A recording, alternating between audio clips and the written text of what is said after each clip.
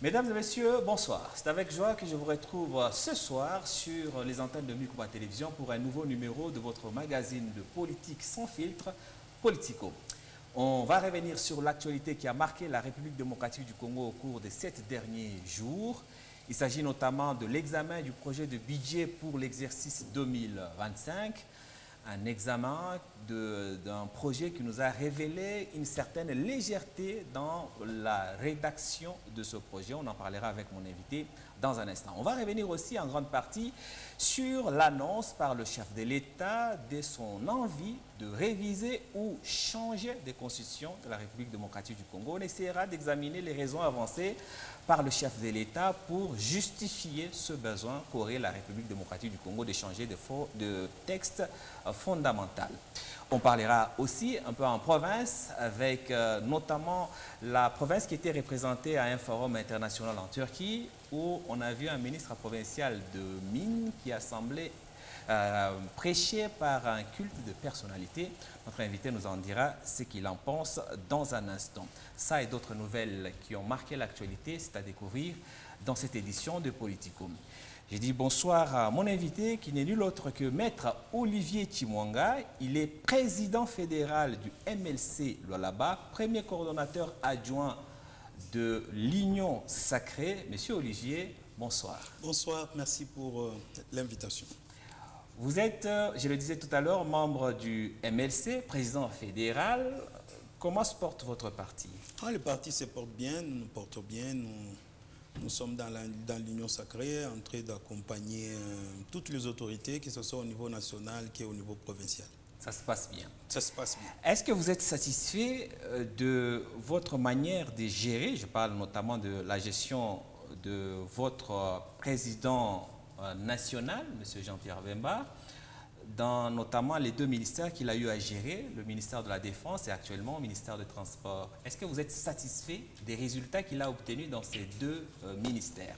Bon, jusque-là, c'est qui est vrai, nous sommes quand même satisfaits, compte tenu de l'environnement politique, compte tenu des réalités. Nous avons été quand même satisfaits pour sa touche qu'il a eu à donner au sein du ministère de la Défense lorsqu'il est passé à ce ministère-là. Il a eu quand même à laisser quelques tâches ou une touche au sein de l'armée. Quand bien même le souci, c'est que nous ayons la paix. Nous ayons la paix du côté de l'Est, mais il y a beaucoup de paramètres. Il y a beaucoup de non-dits pour ce qui concerne la guerre de l'Est. Il a fallu qu'on ait une armée patriote, des patriotes, une armée bien équipée, une armée bien formée. C'est ce qu'a fait Jean-Pierre Bemba lors de son passage au ministère de la Défense. C'était d'abord d'équiper l'armée, d'acheter des armes et de voir dans quelle mesure pour que le budget de la Défense soit revu en hausse, afin que les hommes en troupes soient mieux motivés, parce que la motivation aussi est vraiment très importante. Le budget de la Défense a été revu à la hausse grâce à Jean-Pierre Bemba. C'était aussi son combat. Oui, au ministère de Transport. Au ministère vous êtes aussi satisfait? Il est presque au début, ça fait au moins déjà 6 mois, mais il est en train de mettre toutes les batteries en marche pour qu'il y ait des avancées dans tout Très bien. Très bien. Au ministère de Transport, c'est par là d'ailleurs qu'on va commencer. On ne va pas juger le bilan de M. Jean-Pierre Bemba, mais on va rester dans l'actualité. Je suppose que vous avez suivi l'actualité. Ce jeudi, à l'Assemblée nationale, la Première ministre et quelques membres de son gouvernement étaient devant les élus pour examiner le projet de budget exercice 2025, évalué à environ 18 milliards de dollars. Pendant l'examen de ce projet de budget, on a relevé quelques incohérences. Quelques signes qui montrent que ce budget ou ce projet a été rédigé un peu dans la négligence. C'est notamment le point qui fait polémique depuis hier soir, qui a été soulevé par l'honorable Eliezer Ntambwe, l'affaire de l'achat des 60 avions en une année, en 2025. Et là, je vais maintenant continuer sur Jean-Pierre Bemba, c'est son département. Comment est-ce qu'il a pu glisser dans le projet du budget l'achat de 60 avions, alors qu'en 6 ans, on n'a même pas acheté un seul avion, même pas un avion d'occasion? D'ailleurs, pour qu'on ne soit pas dans la rumeur, je vais vous proposer de regarder un extrait de ce projet de budget. Il est écrit noir sur blanc qu'on va acquérir 20 avions neufs de type Boeing Cargo pour Congo Airways, acquisition de 20 avions neufs de type Embraer pour Congo Airways et 20 avions neufs de type Boeing 787-800 pour Congo Airways. Bon, ce qui est vrai, bon, nous avons suivi, j'ai suivi le débat sur le projet du budget 2025. Je crois que l'œuvre humaine n'a jamais été parfaite. Certainement, c'est une erreur qui s'est glissée dans la rédaction de ce projet. D'ailleurs, c'est un projet, ce n'est pas encore une loi. Les députés ne doivent pas beaucoup plus commencer à critiquer. Ils doivent aussi porter des corrections dans ce projet de budget. Donc, ce n'est pas encore un problème parce que ça doit être voté. Ça n'a pas encore été promulgué. Moi, personnellement, j'ai suivi et je pense que c'est une erreur matérielle qui peut se corriger facilement. Maître Olivier, un projet de budget, une loi de finances, c'est quoi? C'est des chiffres pour des dépenses. Quand on dit qu'on va, notre budget est de 18 milliards, c'est parce qu'on a additionné les choses à acheter ou les dépenses à effectuer. Comment est-ce qu'on peut commettre une telle erreur? Dire qu'on va acheter 60 avions, et je suppose que c'est comptabilisé dans les 18 milliards, et c'est dire que c'est une erreur de ce type-là, à ce niveau-là. Bon, c'est tout Est-ce que ça ne démontre, c'est ça ma question, est-ce que ça ne démontre pas une certaine légèreté dans la rédaction et dans la gestion de la chose publique? Non, non, je ne pense pas que ça aura un impact sur les budgets qui est prévu de 18 milliards parce que par rapport à nos réalités, acheter 60 avions neufs, c'est pas moindre. Ça peut même, si cela a été pris dans la comptabilité, on ne pourrait pas avoir un budget de 18 milliards. Donc, c'est dans la rédaction seulement, ça peut se corriger, je crois, la commission ECOFIN, avec le gouvernement, le membre du gouvernement concerné dans ces secteurs-là, ils vont corriger avant que ça soit voté en définitif au niveau de l'Assemblée nationale. Donc, supposons que c'était une erreur de frappe, peut-être qu'on a ajouté un 0 de plus derrière les 2. Donc on suppose que c'est plutôt 6 avions neufs qu'on devra acheter. Là, je ne peux pas confirmer cela, parce que je n'ai pas tout... Non, mais vu que, mettons-nous d'accord, il y a eu erreur de frappe, sûrement sur le chiffre, pas sur la présence d'acquisition des avions neufs. Vous pouvez être d'accord avec moi. On peut se tromper sur la saisie d'un chiffre ou d'une phrase, mais on ne peut pas se tromper sur la liste. On ne peut pas dire on va acquérir des avions, mais que l'erreur c'est en fait on ne devait pas acheter des avions. Bon, c'est ce que je suis en train de vous dire, mais je n'ai pas toutes les données possibles, parce que si nous nous mettons en train de calculer 60 avions neufs à acheter aujourd'hui, si on calculait, on connaît d'abord, on cherche à connaître les prix d'un seul avion, et par rapport au budget que nous avons, c'est vraiment irréaliste, on ne peut pas arriver à ce niveau-là. Mais c'est impossible par rapport à la livraison, parce que les usines ne sauront pas nous livrer 60 avions en une année. C'est impossible. C'est impossible. Bon, ma question, j'y reviens et vous n'y répondez. C'est ce que je suis en train de vous dire que, pour moi, j'estime que c'est une erreur matérielle. Je crois que ça va se corriger. Quand même une erreur s'était glissée, on va corriger cela au niveau de l'ECOFIN avant que ces projets ne soient votés au niveau de l'Assemblée nationale. Très bien. On a compris. On va dire que c'est un peu difficile à expliquer pour l'Union sacrée. Parce qu'on n'a pas toutes les données possibles, mais nous estimons que c'était une erreur matérielle. Mais quand... Même vous avez vous-même, le président, Excellence Jean-Pierre Bemba, s'est étonné. Mais il était lui-même surpris. Il était lui-même surpris. Mais on va corriger cela. Un projet, parce que vous êtes de l'Union sacrée, vous êtes coordonnateur adjoint ici au Lualaba, un projet de budget, ça se discute quand même au Conseil des ministres.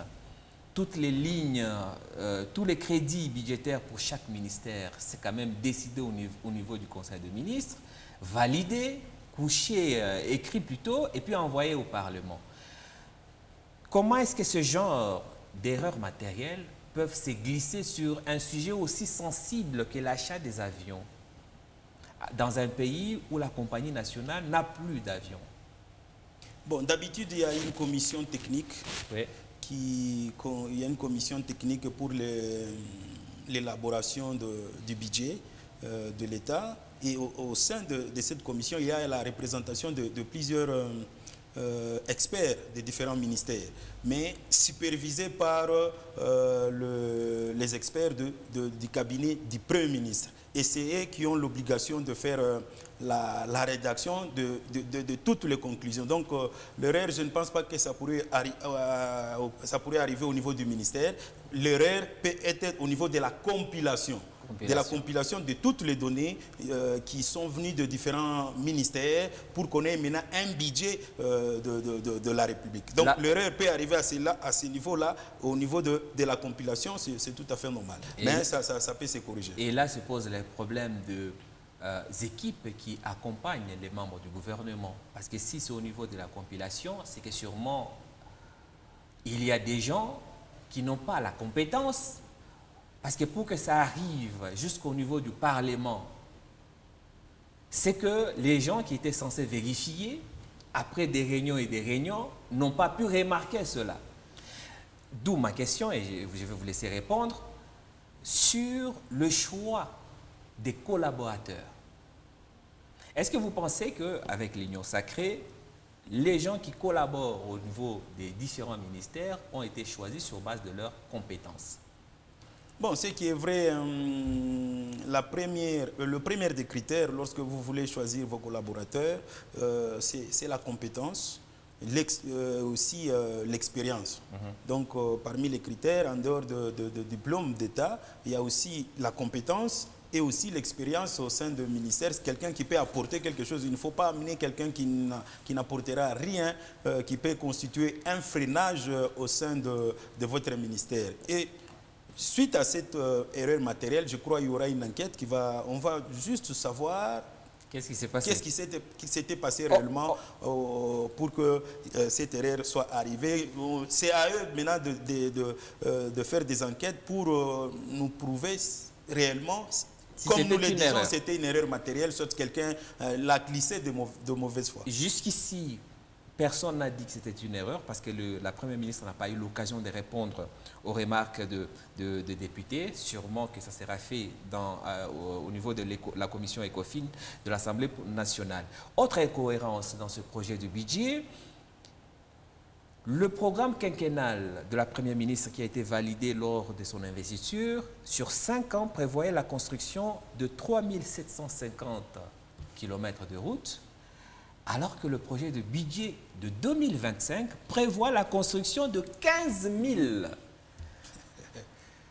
Comment est-ce qu'on peut faire une chose pareille? Ça veut dire, et c'est sûr, on peut comprendre encore qu'on se trompe sur le nombre de comprimés qu'on doit acheter, mais ici, ce sont des choses, les piliers de la République. On se trompe sur le nombre d'avions à acheter, on se trompe sur les kilomètres des routes à construire. Vous prévoyez de faire 3750 km en 5 ans. Le budget d'une année de ce quinquennat prévoit de construire 15 000 km. Bon, c'est presque le même cas que nous venons de dire au ministère des Transports. C'est presque le même cas. Je ne pense pas que ces données-là sont venues des ministères concernés.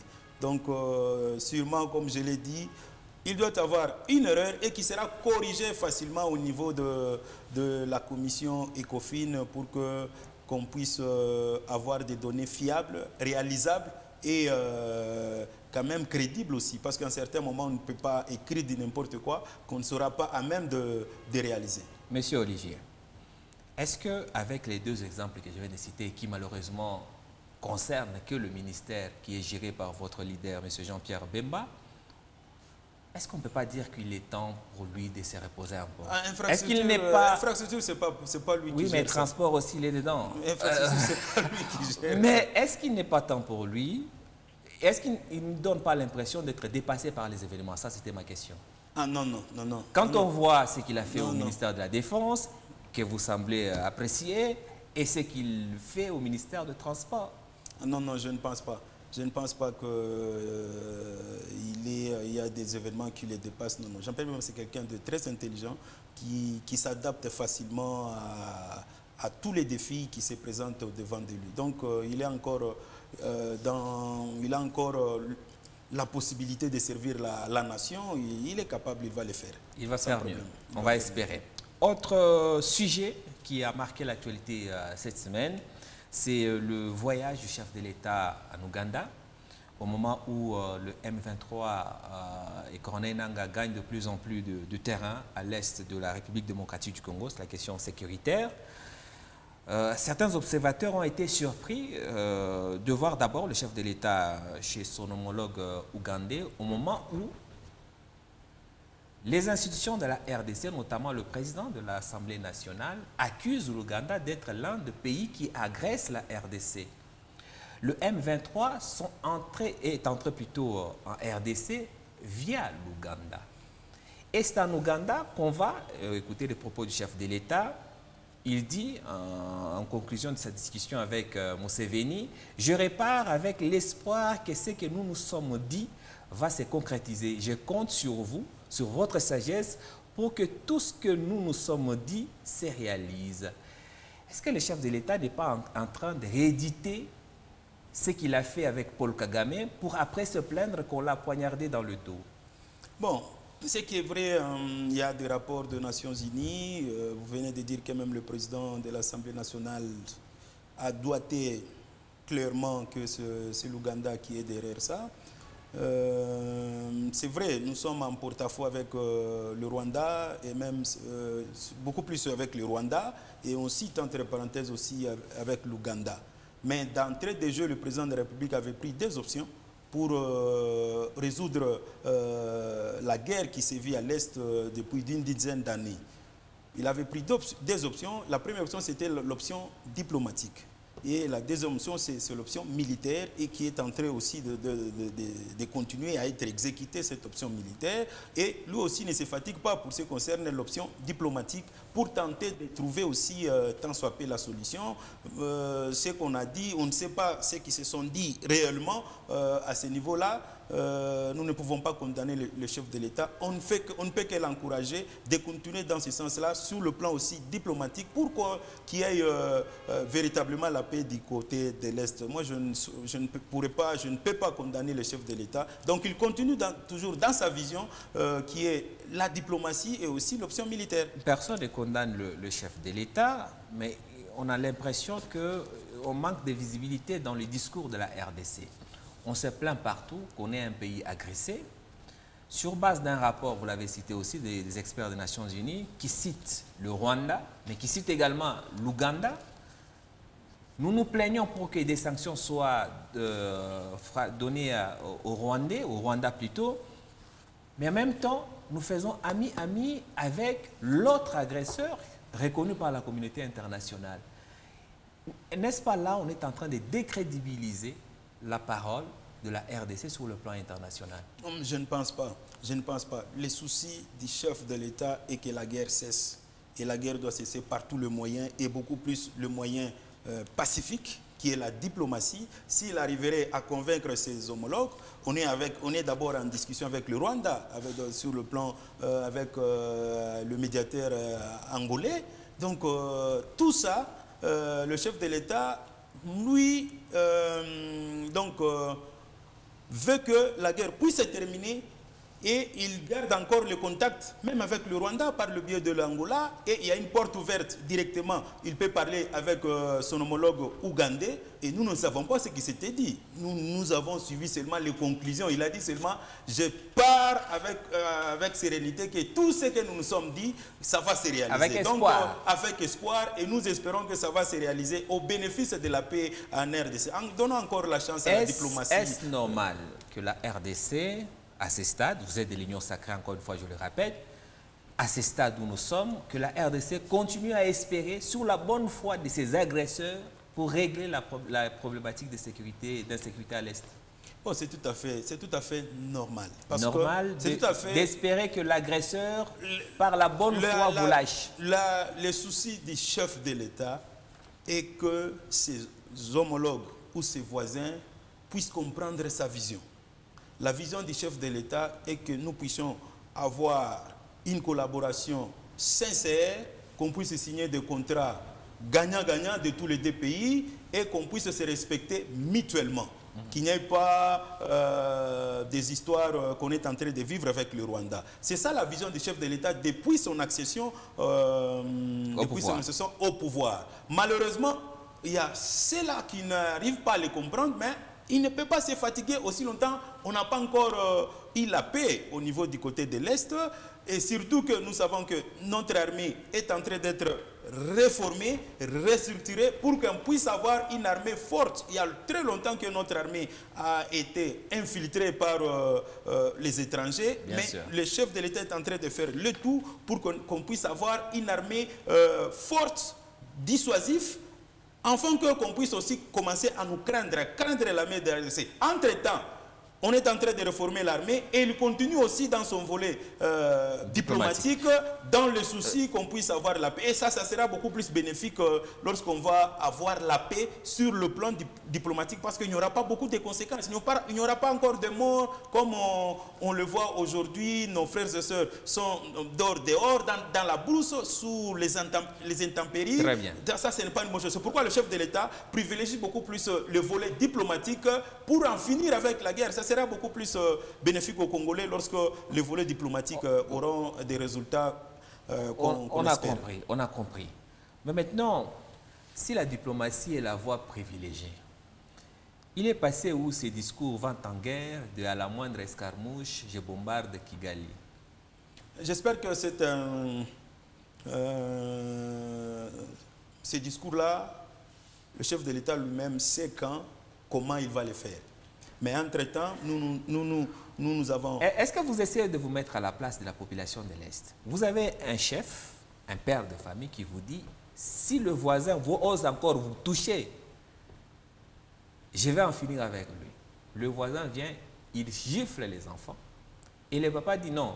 En fait, je ne voulais pas dire que je vais l'attaquer, je vais parler avec lui. Qu'est-ce que la population de l'Est peut comprendre de ce changement de discours aussi radical?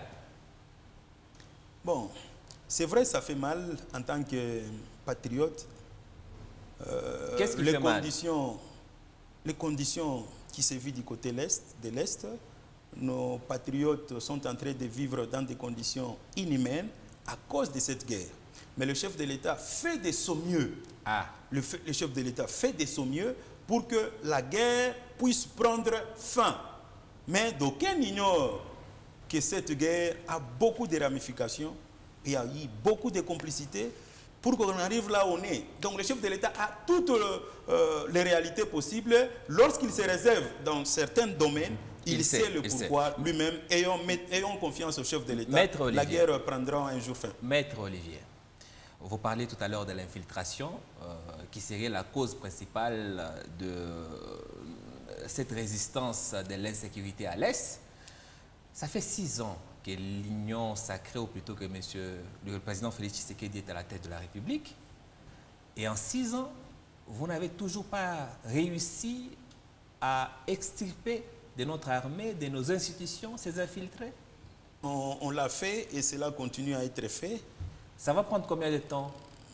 Si vous êtes déjà au courant qu'il y a des infiltrés, c'est qu'au minimum vous les avez déjà identifiés. Ça vous coûte quoi en 2 jours ou en 1 mois de tous les exterminer? On a déjà découragé ceux-là qu'on a eu à identifier facilement. Et c'est un travail qui continue. Ce n'est pas facile. Des choses qui se sont faites pendant plusieurs années, et surtout pour ce qui concerne la mobilisation et l'insertion au sein de l'armée, ça s'est fait pendant autant de fois. Et ce n'est pas facile en peu d'années qu'on peut tout identifier. Donc c'est un travail qui continue et nous sommes dans une bonne voie. D'ici là, vous allez voir l'armée sera quand même respectée, l'armée sera quand même craintive. On va craindre notre armée parce que nous aurons une armée des Congolais, une armée des patriotes congolais. Très bien, très bien. Tous les grands stratèges en guerre, en conflit, disent toujours une seule chose. C'est que aucune nation divisée ne peut gagner une guerre. Si nous allons en guerre divisée, l'ennemi profitera toujours par l'un d'entre nous pour arriver à nous affaiblir. Et là, on va entamer notre plus gros sujet du jour qui concerne le changement de la Constitution. Un sujet clivant. En une période où la nation a besoin de parler d'une seule voix, de ne pas avoir des voix discordantes. C'est en cette période-là que vous, l'Union Sacrée, vous avez choisi de mettre sur la table un projet de changer la loi fondamentale. Ce qui est déjà d'abord contraire à la loi, parce que quand on est en guerre, on n'est pas censé modifier des constitutions, ni changer, ni modifier la constitution. Est-ce une bonne stratégie? Est-ce que vous savez ce que vous faites à l'Union Sacrée? Merci beaucoup pour cette question. C'est qu'il faut retenir que jusqu'à présent, l'Union Sacrée ne s'est jamais prononcée sur la révision, encore moins sur le changement de la Constitution. Et aussi mon parti, le MLC, jusque-là, ne s'est pas encore prononcé aussi sur la révision, le changement de la Constitution. Nous avons tous suivi la déclaration du chef de l'État. Nous suivons la déclaration d'un parti politique membre de l'Union Sacrée qui a commencé, UDPS, qui a commencé cette idée. C'est son droit. On est en train d'observer. Nous observons comment est-ce que les histoires vont évoluer. Et surtout, avant de se prononcer, on doit avoir un texte concret, un texte sur lequel on va analyser le bien fondé, et vous allez voir que beaucoup de partis politiques vont se prononcer. Jusque-là, c'est juste un parti politique, et aussi la déclaration du chef de l'État qui a parlé sur la révision constitutionnelle. Et si vous lisez même les réseaux sociaux, jusqu'aujourd'hui, même l'IDPS ne sait pas nous fixer, nous, qu'est-ce que l'IDPS cherche? Est-ce que c'est la révision de la Constitution ou bien c'est le changement de la Constitution? Donc là, moi-même, personnellement, je ne sais pas me fixer par rapport à ce que déclare, tantôt c'est la révision, tantôt c'est le changement. Nous, on observe. Très bien. Je vais vous proposer qu'on écoute lui-même le chef de l'État. Il a, à Kisangani, la semaine dernière, listé quelques articles de la Constitution qui les dérangent et qui, selon lui, justifie, motive son envie de... bien sûr, vous avez raison, il n'a pas été clair sur soit la révision ou le changement de la Constitution. On écoute les griefs du chef de l'État face à la Constitution. Constitution nabiso ezali malamu te. Botala loko andakisa ya likambo oyo ya gouvernement. Tosali maponomi le 20 décembre 2023. Ngai ba vote ngai pour na volonté na bino ba investir ngai le 20 janvier 2024. Mais gouvernement eye ko banda mosala na yango na mois de juin. Ezali normal te. Nyonso wana parce qu'il fallait koleka ba étape na ba étape oyo constitution na biso ezali kosenga. Place wana lokola par exemple likambo ya ba mandat na Assemblée nationale ezali eloko moko validation ya ba mandat na Assemblée nationale ezali eloko moko ekosalema en 2 jours. Tokoki kozolango 1 mois te pour être bureau provisoire et ça la misalati bureau définitif et au fan. Donc ezali ba biloko andengwana o esengeli kotala po ete tokoka kobongisa yango. Eza lokola likambo ya ba gouverneur de province. Botala ndenge ba province na biso ebele ezali bloqué po ete assemblée provinciale soki ba sepeli na gouverneur te babandi bitumba babosani peuple congolais bakomi kobunda kati na bango oyo alingi kolongwa te oyo alobi ke okolongwa kaka. Donc biloko wana il faut totiela yango mayele totala ndenge nini tokoki kosilisa yango po ete soki gouverneur azali wana souci na ye, mission na ye ezala se moko ya kosalela peuple congolais. Nde moi bandakisa na pesi bino pona lakisa bino que constitution na biso ezali malamu te. Esalemaka d'ailleurs na mboka bapaya et puis na bapaya bango moko bazui ba mode de fonctionnement na bango bayeko pesa biso yango awa. Voilà, 3 points qu'il a cités. on va lister les 3 points et vous allez essayer de me dire si on est dans le bon ou pas. Le premier point, c'est que la durée d'installation des institutions. La Constitution, certains articles de cette Constitution auraient fait traîner l'installation du gouvernement. Il dit lui-même, il y a eu élection le 20 décembre, il a été installé, il a prêté serment le 20 janvier et il fallait attendre début juin pour que son gouvernement commence à travailler. Et ça, ce serait la faute de la Constitution. Quel article de la Constitution dit ça? Bon, ce qui est vrai là, c'est son point de vue. Personnellement, je dirais sincèrement que la Constitution n'a pas bloqué qu'on puisse avoir le gouvernement en juin, au mois de juin. Ce qui a bloqué qu'on puisse avoir le gouvernement au mois de juin, c'est l'égoïsme. Parce que tout le monde voulait seulement se retrouver au sein du gouvernement. La Constitution est claire. Le gouvernement, le Premier ministre sort au sein de partis politiques, groupements politiques qui est majoritaire au sein de l'Union sacrée. Or, il a été bien identifié. Non, clair, au sein du Parlement. Au sein du Parlement. Il a été clair, bien identifié de par la CENI que c'est l'Union sacrée, tous les partis politiques ayant fait la campagne du chef de l'État étaient majoritaires. Et même l'informateur ne pouvait même pas prendre une semaine à identifier la majorité parlementaire pour qu'on puisse sortir le gouvernement. Moi, à ce niveau-là, ça c'est ce point de vue, mais moi je pense que j'estime que c'était des tractations internes qui a fait qu'on ne puisse pas sortir un gouvernement qui peut être détesté, ou un gouvernement qu'on aura difficile à investir parce qu'il y a un groupe de gens qui sont mécontents. Ça, ce n'est pas la Constitution. Donc, il a fallu gérer je dirais quoi?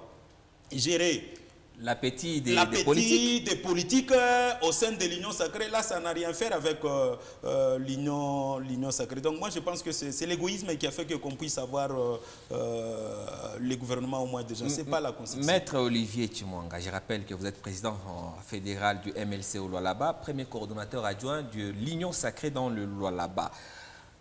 Le président de la République, non seulement qu'il est président de la République, il est aussi l'autorité morale de l'Union sacrée. Donc, vous nous dites tout à l'heure que l'Union sacrée ne s'est pas encore décidée, positionnée par rapport à cette envie du chef de l'État.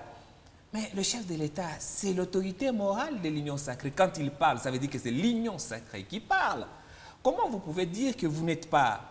Déjà, apparemment, vous n'êtes pas d'accord avec son point de vue, mais comment ça peut s'expliquer?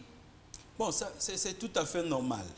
Nous, lorsque MLC, nous sommes engagés à accompagner le chef de l'État, à faire la campagne du chef de l'État pour qu'il soit élu. Parmi les clauses... Il ne devait pas parler en votre nom. Non. Parmi les clauses que nous avons jusqu'à maintenant, c'est d'accompagner le chef de l'État dans son mandat. Que le chef de l'État et dans sa vision aussi. Vous êtes dans la vision? La vision que nous avons au sein de l'Union sacrée, il n'y a pas le changement de la Constitution. Il n'y a pas la révision constitutionnelle. Donc c'est quelque chose que le chef de l'État ou le l'IDPS doit encore consulter et convaincre ses partenaires dans l'Union sacrée. Donc les clauses qu'il y a jusqu'aujourd'hui au sein de l'Union sacrée, il n'y a pas la révision concernant le changement de la Constitution. Je comprends bien. Jusque-là, il y a beaucoup de partis politiques qui se réservent pour se prononcer. Là, je suis en train de parler en tant que citoyen congolais et mettre aussi mon avis en entendant l'avis de mon parti politique et même de l'Union sacrée qui viendra prochainement. On comprend bien, on comprend très bien votre position et la difficulté que l'Union sacrée va avoir. Les observateurs disent déjà d'ailleurs que cette histoire, cette envie, ce projet du chef de l'État va rencontrer le premier obstacle, c'est au sein de l'Union sacrée. C'est votre avis? Bon, ce qui est vrai, c'est une question qu'on vient de soulever et chaque parti va se prononcer sur ces sujets-là. Mais quand même, personne ne peut interdire un droit constitutionnel qui revient au chef de l'État, qu'on lui reconnaît d'être initiateur. Parce qu'il y a une disposition de notre Constitution qui parle que le chef de l'État aussi parmi les initiateurs qui peuvent proposer la révision constitutionnelle. Là, c'est un droit constitutionnel. Là, il n'y a pas un débat et nous attendons aussi les textes Mais là où moi je ne suis pas d'accord, c'est là où j'attends certaines personnes qui veulent aussi beaucoup plus de l'IDPS, qui veulent aussi toucher aux articles verrouillés. Finissons d'abord, on va revenir sur les articles verrouillés. Finissons d'abord les remarques du chef de l'État sur la Constitution. Il a parlé de la durée d'installation des institutions. Selon votre opinion, ça n'a rien à voir. La Constitution n'est coupable en rien sur le retard qu'on a accumulé plus de 6 mois pour installer le gouvernement. Et là, on est maintenant à la fin de l'année, on discute encore du budget. Ce qui veut dire, concrètement, le gouvernement n'a même pas encore commencé à travailler. Je vous parlais tout à l'heure au début de l'émission du bilan de votre autorité morale. Vous avez du mal à le dire parce que justement, en pratique, il n'a pas encore commencé à travailler comme ministre de Transport parce que le budget qui doit être exécuté n'a pas encore été voté. L'autre point soulevé par le chef de l'État, c'est cette guéguerre entre les gouverneurs, les exécutifs provinciaux et les assemblées provinciales.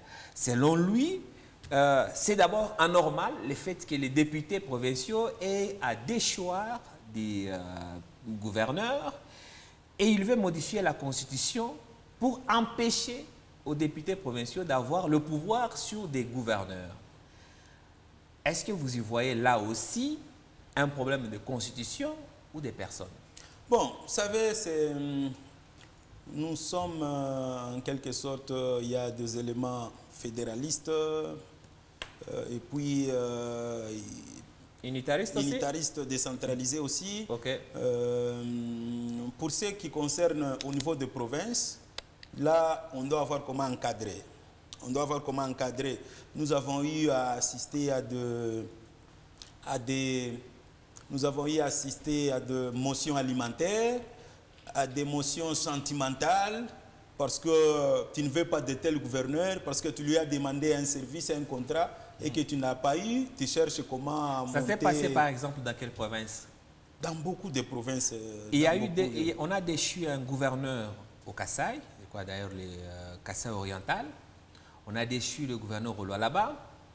On a déchu le gouverneur, je crois il y a 3 ou 4 gouverneurs. Il y a au Congo central aussi, on l'a réhabilité. À l'Est aussi, plusieurs gouverneurs. Mais prenons les cas par exemple du Kasaï, pour ne pas parler du Lualaba parce que ça va créer encore d'autres polémiques. Au Kasaï, le gouverneur Maweja. Est-ce que les députés provinciaux avaient tort de les déchuer? Les raisons avancées, est-ce que c'était des raisons alimentaires? Bon, personnellement, je n'ai pas les textes, je n'ai pas cette motion-là. Comme ça fait beaucoup de jours. On l'avait reproché l'incompétence. Ce qui est vrai, en voyant le gouverneur avec ce qu'on l'avait reproché, personnellement, je disais les députés avaient quand même raison.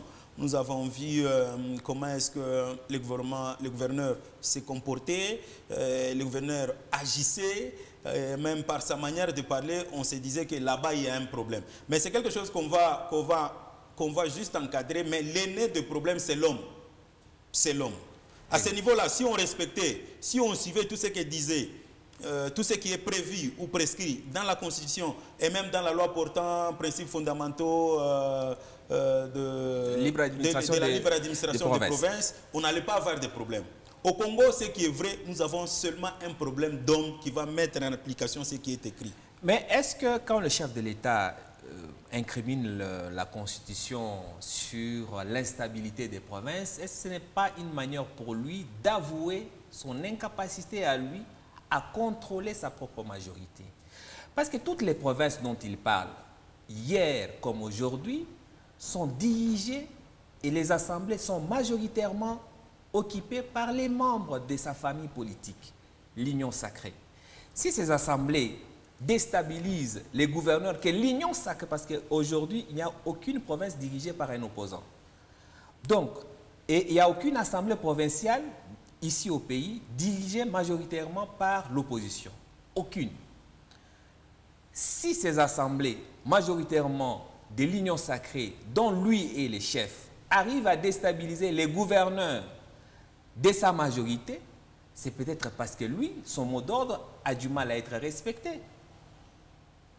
Bon, je ne pense pas. Vous savez que le chef de l'État, il est respectueux des textes. Il laisse chacun des députés agir selon le pouvoir qu'on lui a donné, mais malheureusement, d'autres personnes ou certains députés profitent de ça pour introduire des motions alimentaires, sentimentalistes. Donc, le problème, comme je l'ai dit, c'est un problème d'homme qui doit appliquer le loi que nous avons. Moi, je dirais au Congo aujourd'hui, il y a un certain moment, je me dis qu'on peut arrêter même à créer d'autres lois, mais on fait seulement le suivi de l'exécution des lois que nous avons. Vous allez vous rendre compte que le Congo sera mieux qu'aujourd'hui. Mais malheureusement, c'est la personne qui manipule la loi qui fait défaut. Le chef de l'État est quand même le garant du bon fonctionnement des institutions. En plus de cela, d'être l'autorité morale de sa famille politique. On ne va pas dire qu'il ne joue pas ce rôle. On l'a vu dernièrement quand il fallait installer le bureau de l'Assemblée nationale. Il a convoqué les députés de sa majorité. En tant que chef de la majorité, il les a réunis, il a donné son mot d'ordre. Et son mot d'ordre a été suivi et exécuté. Donc on ne peut pas dire que c'est un chef qui laisse libre arbitre à sa famille politique, à chacun de faire comme il veut. Mais là, non pas comme il veut, mais le faire conformément aux prescrits de la loi. Mais oui, pourquoi il l'a fait pour l'Assemblée nationale? Pourquoi il ne peut pas le faire dans d'autres domaines où il y a sa famille politique? Bon. Pourquoi il ne peut pas, quand par exemple il constate qu'au Lualaba, les députés provinciaux indisposent le gouvernement provincial, faire ce qu'il a fait avec les députés nationaux, les réunir? Le président Kabila le faisait, il l'a fait au Katanga, il l'a fait, je crois, aussi à l'Est. Réunir les membres de sa famille politique, leur dire ce qu'est sa vision et ce qu'il compte faire dans l'exécution. Mais on ne va pas traîner sur la question parce qu'on a d'autres sujets plus graves à traiter sur la question du changement de la Constitution. Je parlais tout à l'heure de l'unité nationale dont on a besoin pour gagner cette guerre qu'on a à l'Est. On peut bien comprendre que vous, au niveau de l'Union sacrée, vous ne soyez pas encore d'accord, mais est-ce que vous êtes d'accord avec le fait, la ligne prise notamment par le chef de l'État pour défendre son projet de changement de constitution ou de révision de constitution, la ligne d'affrontement? Ça veut dire que vous pouvez bien avoir envie de changer de constitution, mais vous pouvez convaincre avec élégance. Écoutez ce que le chef de l'État a dit des opposants qui doivent aussi participer à ce changement de constitution. Surtout, baïke oyo bazali komi benga opposant yanzala oyo bakoki bitumba ya opposition te bakomi kokende koluka banguna na biso ba Rwandais baya kosalisa bango babundisa Congo na banambo. Comment doit se sentir cette opposition qui est censée aussi, en tout cas pour que la Constitution soit modifiée, l'opposition est censée participer au débat? Bon, personnellement, lorsque j'avais écouté ces messages-là, à ce niveau-là, personnellement, je dirais ça m'a tiqué. Hein, personnellement, ça m'a tiqué. Je me demandais, bon, pourquoi il peut dire ça? Et j'ai posé la question à certains Quinois qui disent que c'est un terme courant. En lingala, bon, moi je ne connais pas le lingala comme il le faut. En lingala, ça donne un sens, c'est pas une injure, c'est pas une insulte, ça donne un sens de quelqu'un qui n'a pas la vision. Au moins dans ce sens-là, c'est ce que moi m'a fait comprendre. Et je le dis sincèrement que lorsque j'avais écouté, j'avais entendu, j'ai été choqué. On ne peut pas traiter vos partenaires à des termes-là un peu choquants, à des termes-là un peu humiliants. Mais j'ai posé des questions. On m'a dit ça que, bon, je ne sais pas. Entre parenthèses, je l'ai dit, j'ai fait des recherches. J'ai posé des questions à des personnes qui connaissent la langue lingala. Ils m'ont dit non, ça s'est dit. Reste à vérifier. Ça s'est dit à des personnes. Donc, c'est-à-dire que le chef de l'État voulait dire que ce sont des personnes qui n'ont pas de vision. C'est pourquoi il a utilisé ce terme-là. Opposition Anzala, c'est opposition Anzala. Je crois qu'il n'y a pas à philosopher autour. Les Quinois qui nous suivent, moi-même je suis Quinois, opposition Anzala, c'est opposition Anzala, ça veut dire une opposition affamée. Une opposition affamée, et c'est pas bien parce que ça ne met pas un bon climat pour appeler autour de la table, parce qu'il appelait les gens autour de la table. D'ailleurs, dans le même meeting du chef de l'État, il conseillait à la population de Kisangani d'avoir la culture du dialogue. parce qu'il y a encore des conflits communautaires au niveau de cette province-là. Il leur disait, il ne faut pas préférer l'affrontement. Il faut avoir la culture du dialogue. Mais pourtant, lui-même ne semble pas avoir envie de dialoguer. Dans le même ordre d'idées, regardez ce que dit le président Haï d'un parti allié à vous, UDPS, M. Kabouya. Si le peuple décide que Félix Tshisekedi reste à la tête du pays, personne ne va s'y opposer. Vous, à l'Union Sacrée, vous êtes d'accord avec cette position? Bon, là, je ne parle pas au nom de l'Union Sacrée, encore moins au nom du MLC, parce que je l'ai dit que le MLC ne s'est pas encore prononcé, encore moins l'Union Sacrée. Mais j'ai dit que nous avons une constitution qui est la loi fondamentale. Nulle part, on a dit que le peuple, lorsque le peuple décide que quelqu'un reste au pouvoir, il reste. Non, ça c'est la jungle. Là, ça, c'est la jungle. Nous avons une constitution qui est là et nous devons les respecter, quelle que soit la volonté de la population qui veut que telle personne reste. Mais s'il arrive à la fin de son mandat, il doit partir et respecter la constitution. Donc, on a laissé seulement à une catégorie de gens qui peuvent initier la révision constitutionnelle, mais nulle part dans la Constitution, on a donné mandat à quelqu'un qui peut prendre l'initiative de changer la Constitution. Là, c'est un coup d'État constitutionnel. Si on arriverait à toucher les articles verrouillés, c'est un coup d'État constitutionnel. Là, moi, personnellement, je ne suis pas d'accord pour ce qui concerne, qui soutient, parce que nous suivons les médias, nous suivons les réseaux sociaux, ceux-là qui prétendent qu'on va changer la Constitution. Ce n'est pas facile de changer la Constitution. Parce que pour changer la Constitution, il faut qu'on quitte là où nous sommes, qu'on arrive d'abord à zéro. Qu'on arrive à zéro. Qui peut prendre cette décision-là de suspendre la Constitution que nous avons aujourd'hui? Qui a le droit? Personne n'a le droit de suspendre la Constitution que nous avons aujourd'hui.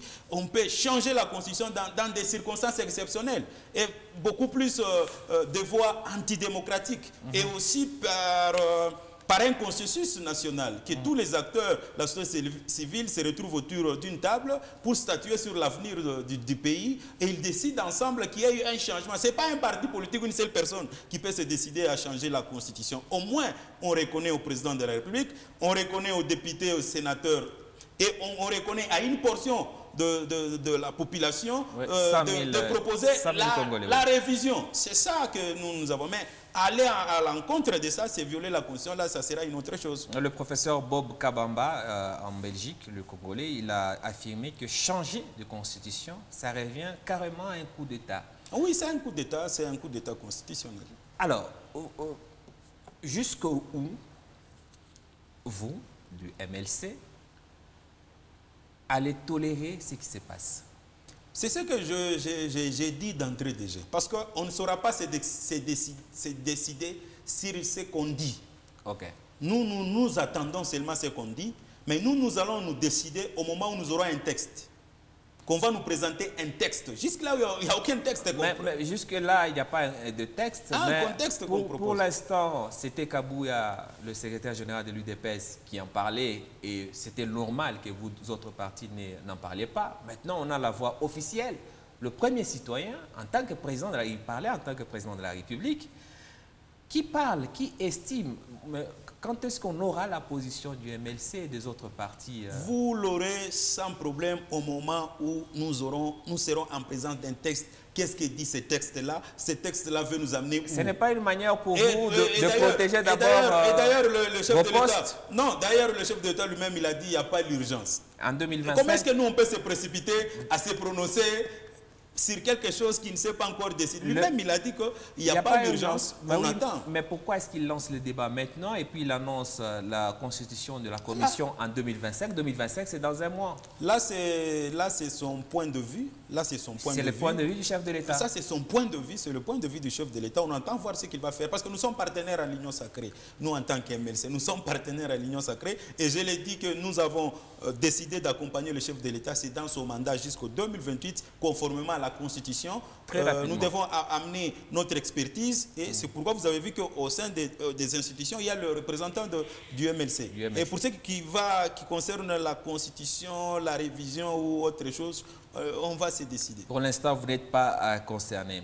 Est-ce que le MLC va avoir un candidat président de la République en 2028? Normalement, chaque parti politique a une vision, la conquête du pouvoir. Et la vôtre, c'est laquelle? À la présidence de la République, c'est prévu ou pas? Mais naturellement, nous avons un candidat naturel, qui est Jean-Pierre Mbemba. Et aux élections de 2023, on a décidé qu'on puisse le mettre à côté pour qu'on puisse accompagner le chef de l'État. Mais en 2028, nous allons aussi nous décider dans un congrès avant les élections, mais nous avons toujours un candidat naturel que le président Jean-Pierre Mbemba. Mais, entre parenthèses, cela dépendra de la décision du congrès. Le congrès qui sera évidemment convoqué quand on sera proche de cette année électorale-là, 2028. Maître Olivier Timonga, je rappelle que vous êtes président fédéral du MLC Lualaba et coordonnateur adjoint de l'Union Sacrée, toujours ici au Lualaba. Parlons un peu aussi rapidement de l'actualité du Lualaba. Comment ça se passe, la gestion de la province entre Union Sacrée? Pour l'instant, tout va bien? C'est la lune de miel? Non, ça se passe bien. Il y a une collaboration entre le gouvernement provincial et même l'Assemblée provinciale avec l'Union Sacrée. On évolue, on est là. Ça va quand même. Ça va très bien. Ça va très bien. On a quand même fait une remarque cette semaine où la province et la République d'ailleurs, qui a été représentée dans un forum international, représenté par le ministre provincial de Mines. Et ce discours dialoloïste, excusez-moi, j'ai créé ce terme, culte des personnalités dans un forum international. Écoutez un extrait du mot du ministre provincial de Mines qui représentait la gouverneure et qui était la tête de la délégation de la RDC dans ce forum. Hommage à son Excellence, Monsieur le Président de la République démocratique du Congo, chef de l'État, Félix Antoine Tshisekedi Tshilombo, dont la lutte pour le développement, l'émergence de notre pays n'a jamais fléchi. Du haut de ce podium, je salue le courage légendaire de son Excellence, Madame la gouverneure de ma province, Lualaba, Fifi Masuka Saini, qui n'a jamais ménagé l'effort pour porter de très haut la province du Lualaba, notamment en matière de mines, environnement et développement. Est-ce que jusqu'à ce niveau-là, on peut amener nos habitudes? Chez nous, ça passe encore. Mais dans un forum international où on attend la contribution de la RDC, vous commencez votre discours par ce genre de propos. Quelle est votre opinion là-dessus? Bon, je viens de suivre une partie du discours, ouais. Mais je n'ai pas suivi l'entièreté du discours. Ce qui est vrai, à un certain moment, on a toujours eu à présenter l'autorité du pays et aussi l'autorité de la province. Le monde doit savoir qui gère la province de Lualaba. Vous pensez que le monde ne le sait pas? À un certain moment, c'est un lieu de les rappeler, c'est un lieu de les dire. Hein? Ça, ce sont je dirais, des termes, à un certain moment, juste présenter l'autorité, parce que vous ne pouvez pas, parce que lui, le ministre des Mines, il est allé là-bas représenter le gouverneur, il est allé représenter la RDC. C'est tout à fait normal qu'il puisse aussi glisser un petit mot par rapport au président de la République. Mais est-ce que ça ne fait pas un peu, je m'excuse du terme, je n'ai rien contre le ministre de Mines, et je crois qu'il fait bien son boulot, mais est-ce que ça ne fait pas un peu moins sérieux pour la RDC? On a aussi souvent des gens qui viennent d'ailleurs, des ministres qui viennent chez nous. Quand vous voyez un ministre français venir à RDC, est-ce qu'il parle en disant « mes hommages au président Macron » Est-ce que vous avez déjà entendu même les ministres zambiens dire « mes hommages à son excellence, monsieur le président » avant de dire chaque mot? Bon, ce qui est vrai, c'est tout à fait normal. Chacun de nous a sa culture politique. Ah, c'est la culture congolaise. Culture politique. On ne peut pas passer outre lorsque vous dites, vous prononcez un discours sans citer les noms. Sans citer le nom de la personne que vous représentez. Comme il était à l'extérieur du pays, c'est tout à fait normal qu'il puisse citer le chef de l'État et aussi la gouverneure de la province de laquelle donc la gouverneure de la province de là-bas. Qu'est-ce que ça apporte? À part nous faire passer pour des gens qui ont le culte de personnalité. Bon, je vous dis, ce n'est pas un péché, c'est une culture politique au sein de notre pays. Chaque pays a sa culture politique. Donc on ne peut pas tout inventer, tout copier, mais nous devons aussi être authentiques à un certain moment. Comme vous venez de le dire, la Zambie ne le fait pas, mais le Congo le fait. Oui. C'est notre culture, notre culture politique, ce n'est pas un problème. Mais c'est peut-être pour ça aussi que le Congo n'avance pas, parce que, parce que ce ne sont pas les institutions qui sont mises en avant, mais des personnes qui animent les institutions. Non, le Congo n'avance pas, ce n'est pas seulement par rapport au discours. D'abord, nous, Congolais, nous avons de beaux discours, mais le Congo n'avance pas, c'est dans l'application. L'application. Bon, le dire seulement un mot sur le président de la République, madame le gouverneur, ça ne peut pas bloquer le développement des RDC, mais ce qui bloque le développement des RDC, c'est l'homme congolais lui-même. Lorsqu'on lui donne la responsabilité de gérer la chose publique, on ne les gère pas conformément aux normes. C'est ça qui bloque le développement de la RDC, pas le discours. Très rapidement, parce qu'il nous reste presque une minute, malheureusement le temps passe très vite, je voudrais avoir votre mot sur la gestion de la justice par M. Constant Mutamba au niveau du MLC. On avait entendu le ministre Jean-Pierre Bemba, le vice-premier ministre, se plaindre de certains dossiers chez lui qui traînaient au niveau du ministère de la Justice. Vous, comment vous trouvez sa gestion du ministère de la Justice? Bon, ce qui est vrai depuis que le jeune maître Mutamba, l'avocat, depuis qu'il est arrivé au sein du ministère de la Justice, on sent quand même qu'il y a une touche. On doit l'encourager à aller dans ce sens-là. C'est quelqu'un qui veut arranger les choses. C'est quelqu'un qui veut arranger les choses sans qu'il y ait des influences. En tout cas, il veut que la personne qui a raison puisse avoir raison. Et ceux qui ont tort puissent avoir tort. Qui puisse avoir tort. Donc, moi, je soutiens Mutamba pour tout ce qu'on peut dire. En un mot aussi, est-ce que ça a été une erreur d'organiser les élections municipales, vu que maintenant, on ne sait plus payer les conseillers municipaux? Oui ou non? Bon, ça n'a pas été une erreur, c'est constitutionnel. Oui. Et normalement, lorsqu'on avait prévu dans le budget les élections municipaux, on devrait aussi prévoir comment les payer. Comment les payer. Donc, on doit les payer. C'est pas mauvais. On s'est conformé seulement à la Constitution. Merci beaucoup. Maître Olivier Timwanga, merci d'avoir accepté notre invitation. C'est moi qui vous remercie pour cette invitation.